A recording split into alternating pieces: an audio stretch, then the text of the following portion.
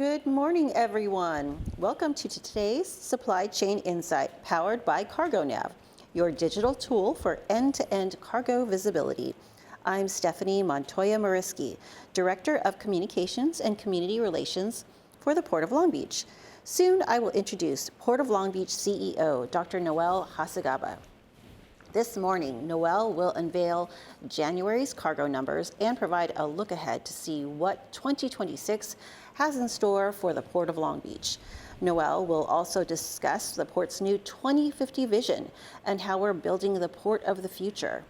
After his presentation, Noel will answer your questions. Now, please use the Q&A feature to start submitting your questions now. We will take the questions in order, so it's best to get your questions in as soon as possible. Please be sure to include your name and media outlet affiliation. Now, let's bring on Dr. Noel Hacegaba. Noel? Thanks, Stephanie. Good morning and happy Lunar New Year. Thank you for joining us for today's Supply Chain Insight, powered by CargoNav. I'd like to kick off this month's media briefing by announcing that the Port of Long Beach started 2026 leading the nation as the busiest port in the United States. Last month, we moved 847,765 TEUs, marking our second busiest January on record. Now that's down 11% from January 2025, which is still the Port of Long Beach's strongest January and second strongest month in its 115-year history. Imports declined 13.1% to 409,828 TEUs, while exports rose 0.8% to 99,478 TEUs. Empty containers moving through the Port of Long Beach were down 11.5% to 338,470 TEUs. In total, we moved 51% of the cargo processed in January at the San Pedro Bay Ports Complex. Now let me put January's cargo numbers in a perspective. This time last year, the goods movement industry was deeply concerned about the potential effects of tariffs. No one knew for sure if or when new tariffs would hit. There was more than a fair share of doom and gloom scenario planning going around at that time. This uncertainty led retailers and shippers to front-load an extraordinary amount of cargo in an effort to bring their shipments ahead of new tariffs.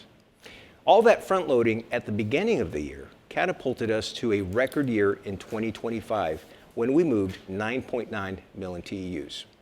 Today, warehouse inventories continue to reflect last year's front-loading activity, and consumers are still buying goods. And we are expecting another strong year in 2026 with a projected 9.5 million TEUs, which would make it one of our top 5 busiest years ever. Now let me be clear. Our strong cargo volumes do not suggest we are not being affected by tariffs. We're all feeling the effects, from Wall Street to Main Street, from the port to your pocketbook. On average, tariffs added up to an additional $1,700 in costs for the average household, affecting the price of clothes, shoes, toys, and electronics, items that we typically import from East Asian countries. As you can see on this chart, our tonnage for 2025 was down 32% for iron and steel compared to 2024, while toys and sports equipment declined 15%. Dyes were down 15%. Synthetic fibers were down 43%, and we saw a 21% reduction in salt, sulfur, and cement. Now, closer to home, senior citizens living on a fixed income are also paying more, even more than the yarn and other materials anyone might use to knit or crochet, a gift for their loved ones. Knitting needles, crochet hooks, embroidery hoops, and other stitching tools primarily come from China, and many brands of yarn are spun in China. In 2024, the San Pedro Bay Ports Complex moved 1,130 metric tons of knitted or crocheted fabrics.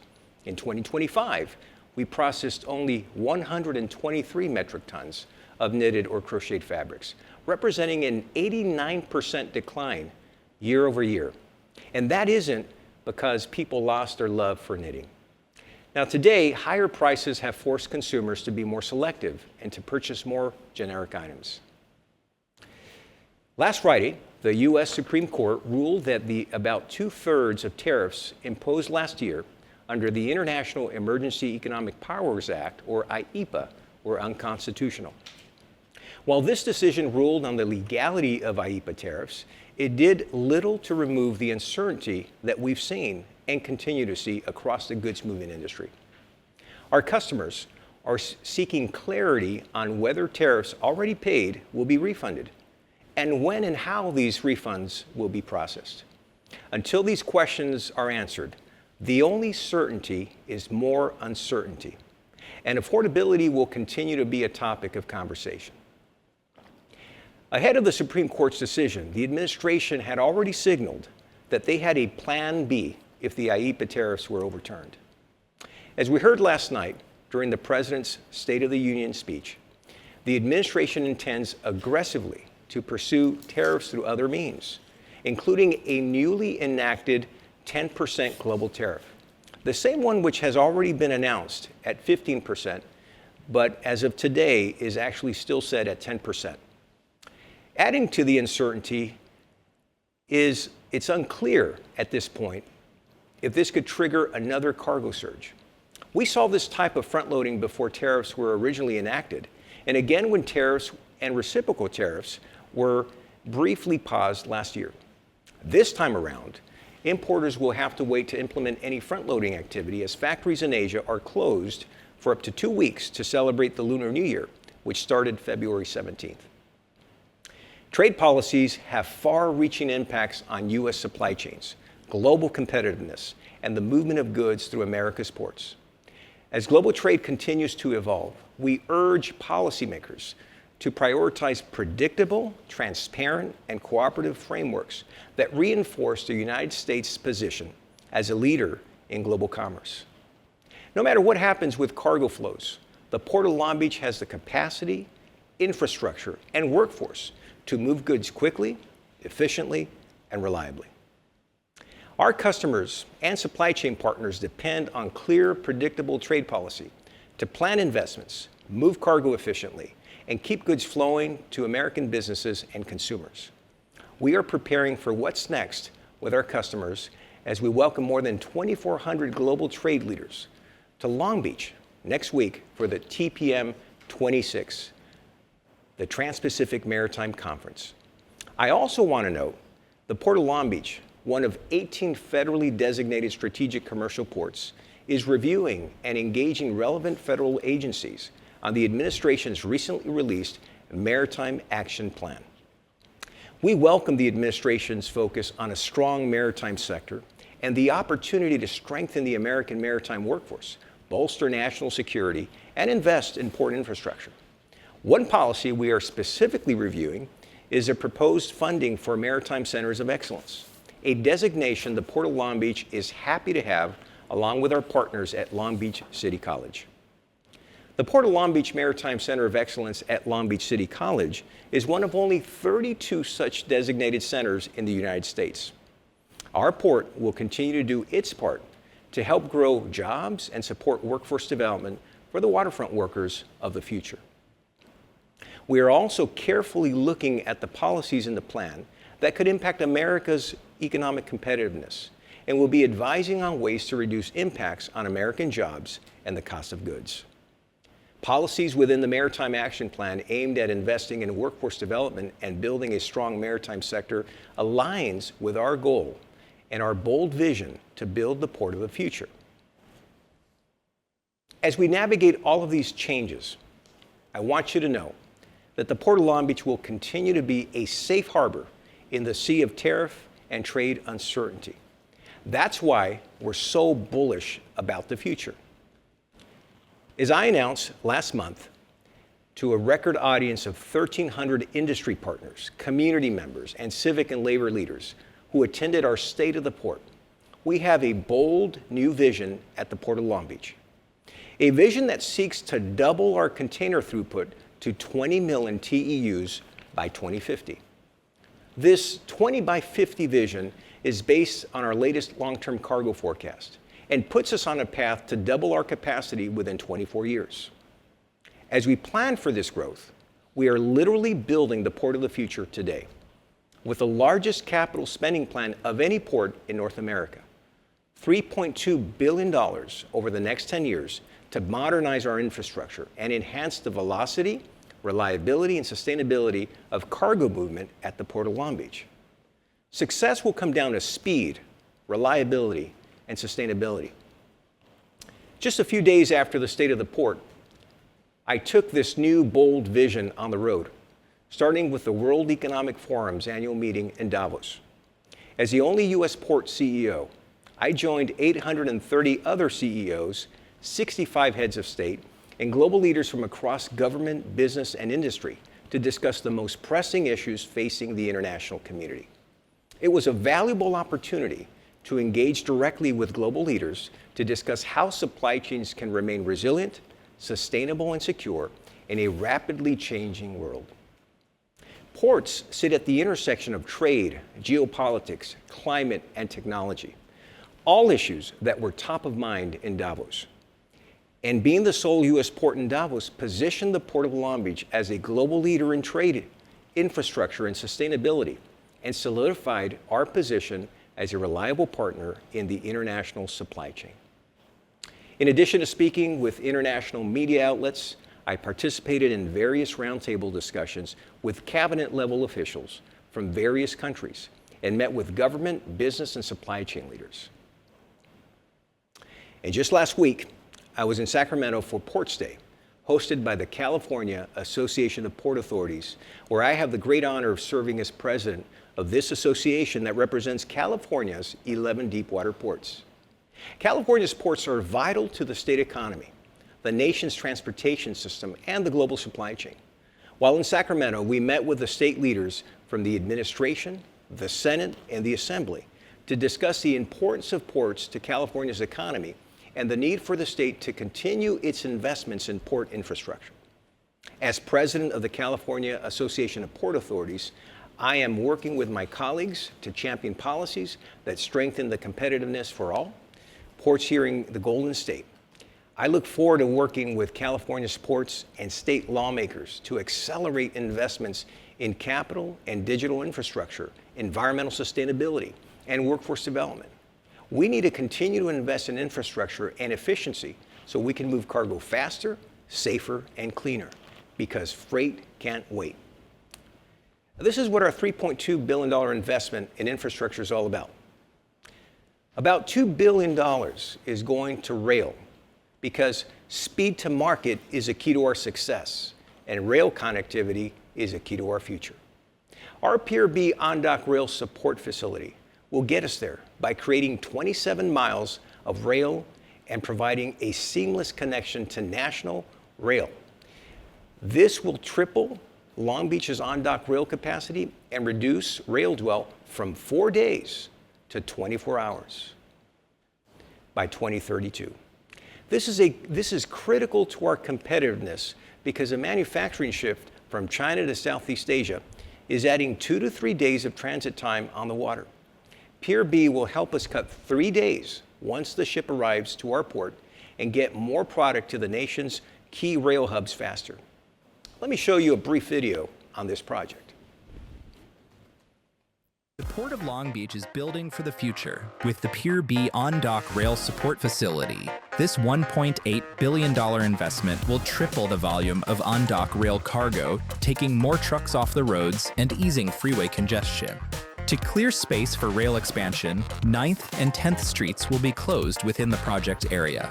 And the 9th and 10th Street on and off ramps over the 710 freeway will be permanently removed.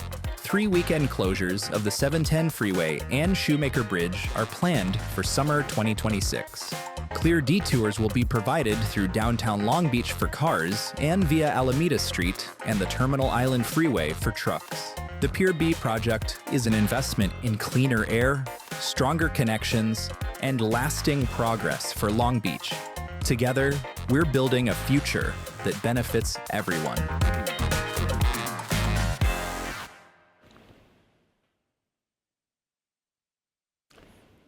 And there you have it, Pier B. I call it Pier Beast because it's so big, complex, and yet so necessary. It's about getting imported goods on shelves faster and getting exports from the heartland out to other countries faster, all while keeping longshore workers in their jobs. It will also significantly cut truck traffic and emissions. For me, Pier B is about building a faster, cleaner, more resilient gateway for the future. To wrap up, here are a few hot takes that I'd like to leave with you today.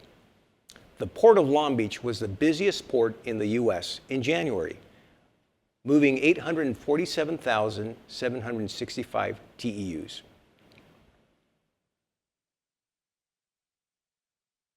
We led the nation and moved 51% of the cargo processed at the San Pedro Bay Ports Complex last month. Tariffs are taxes on businesses and consumers, and they affect trade. Shippers are actively reassessing their supply chains to balance cost, reliability, and risk. While the Supreme Court's decision ruled on the legality of the IEEPA tariffs, it did not remove the uncertainty. The reality is, uncertainty is the only certainty. But shippers know Long Beach can move cargo efficiently no matter where it comes from. And that's why we're bullish about the future. We are planning to move 20 million TEUs annually by 2050, doubling last year's record 9.9 million TEUs. We are investing $3.2 billion over the next 10 years to increase capacity, the largest capital spending plan of any port in North America.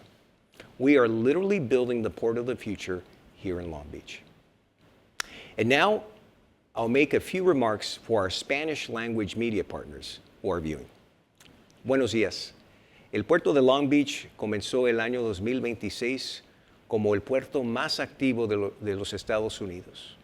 Movimos casi 850,000 TEUs en enero, colocándonos en primer lugar en la nación. Este último mes representa nuestro segundo enero más activo, registrando y representa una disminución de 11% en comparación a enero del 2025, el cual sigue siendo el segundo mes más activo en la historia del puerto de Long Beach.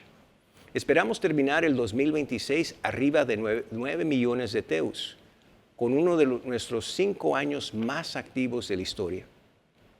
La decisión de la Corte Suprema del pasado viernes invalidó los aranceles impuestos bajo la Ley de Poderes Económicos de Emergencia Internacional, anulando aproximadamente 2/3 de los aranceles impuestos el año pasado.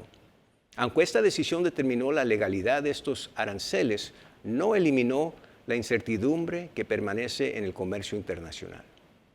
Ahora, nuestros clientes buscan claridad sobre el reembolso de los aranceles ya pagados y cómo y cuándo se van a reembolsar.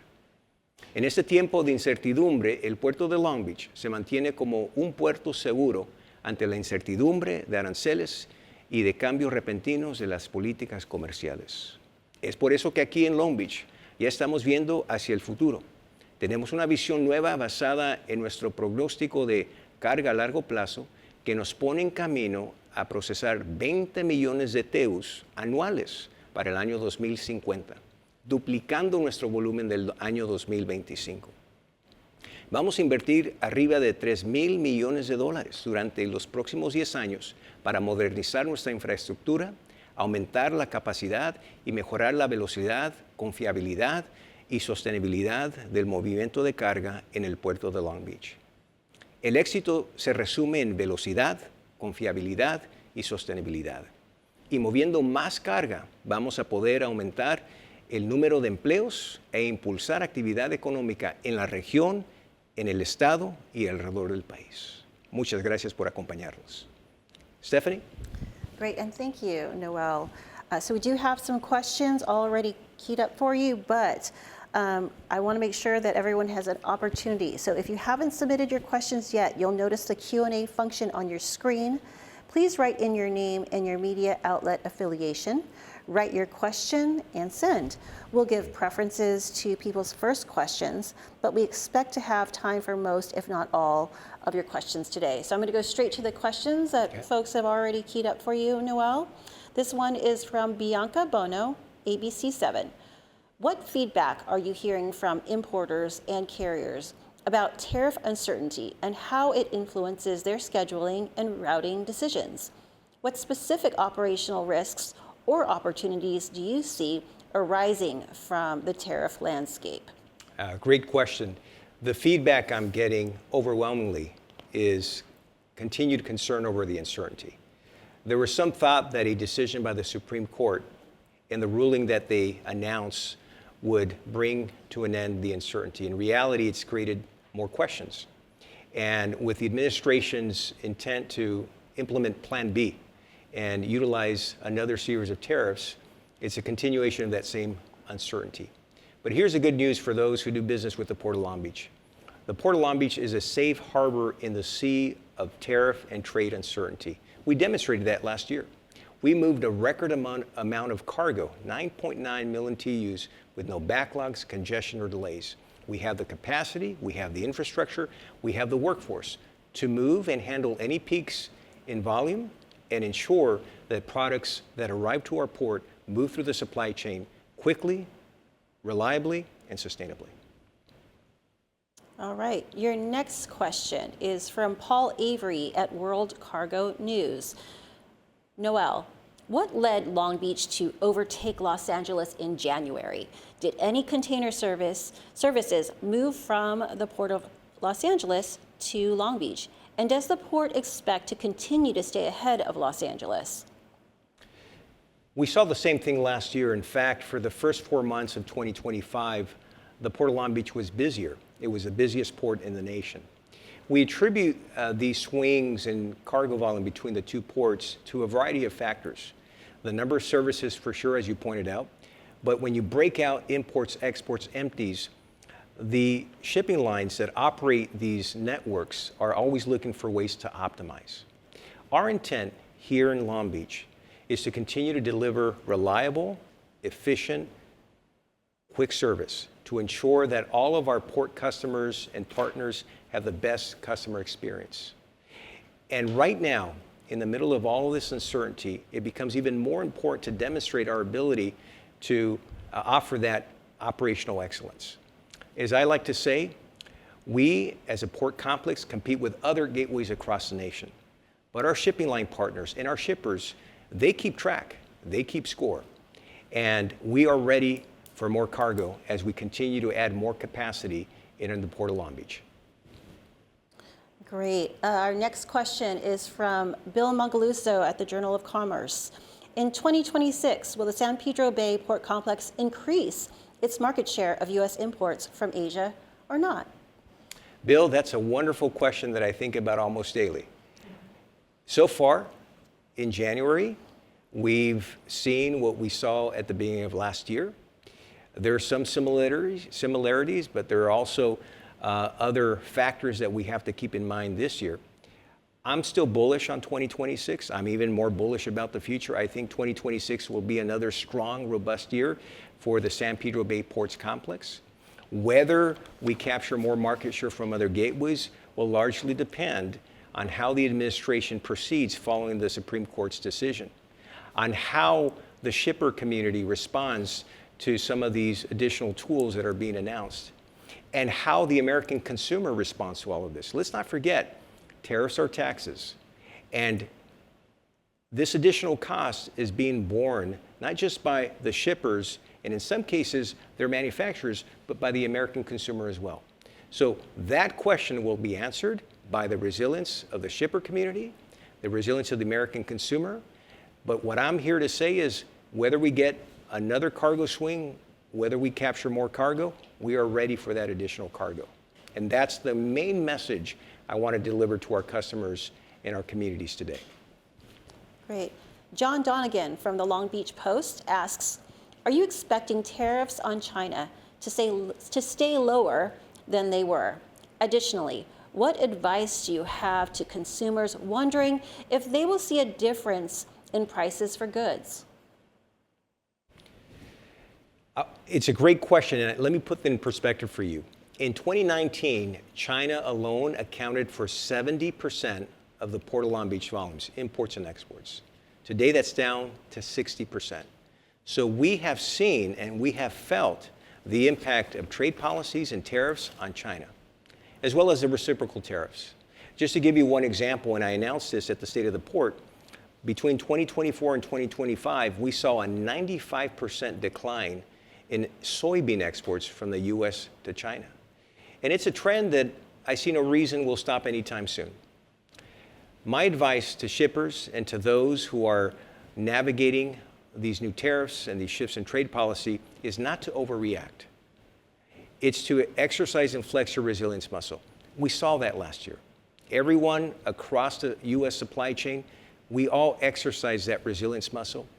And when all of us do that, instead of overreacting, we can show that even in a sea of uncertainty, ports like ours can remain safe harbors. And we can continue to keep cargo flowing and moving quickly, reliably, and efficiently. Great.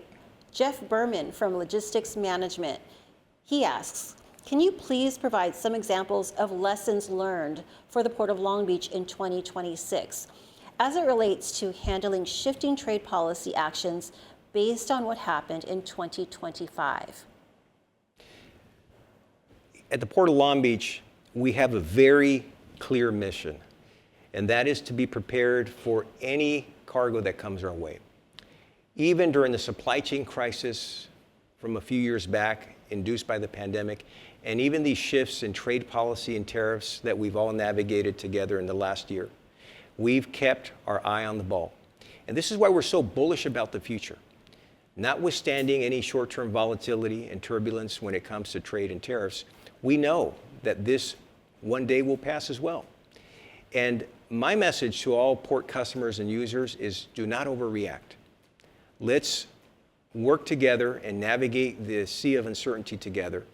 And let's make sure we keep cargo flowing. Let's make sure we keep cargo moving. And this is why just last month I announced our new bold vision. We're going to double our container throughput to 20 million TEUs by 2050. And as we navigate some of these near-term, short-term volatility and tariff uncertainty, we will put ourselves on a path to build the port of the future to ensure that we continue to keep America's economy, the nation's transportation system, and the global supply chain the best and the safest and most reliable and most sustainable in the world. Okay, Noel, one last question for you. As the new port CEO, what are your top 3 priorities? Coming into this role, I wanted to do 3 things. Clarify our vision, which we did last month with our new 20 by 50 vision, to double our throughput to 20 million TEUs by 2050. The second thing is to simplify our mission. Let's keep our eye on the mission. Focus and prioritize projects, programs, policies, and tasks that are mission critical. And that includes building our value proposition, focusing on moving cargo through our port safer, more reliably, more sustainably, with predictability and efficiency. And thirdly is to amplify our impact. As a port, a major port, we are a massive economic engine, not just for the state of California, but for the nation. The Port of Long Beach alone generates 2.7 million jobs across the United States. We are responsible for over 1 million jobs in the state of California. We recognize our responsibility as an economic engine to support as many jobs and to catalyze as much business activity to continue to support the nation, the nations, the state, and the local economies. Great. Thank you, Noel. And thank you, everyone, especially the reporters who joined us today. We hope to see you again next time. Thank you all.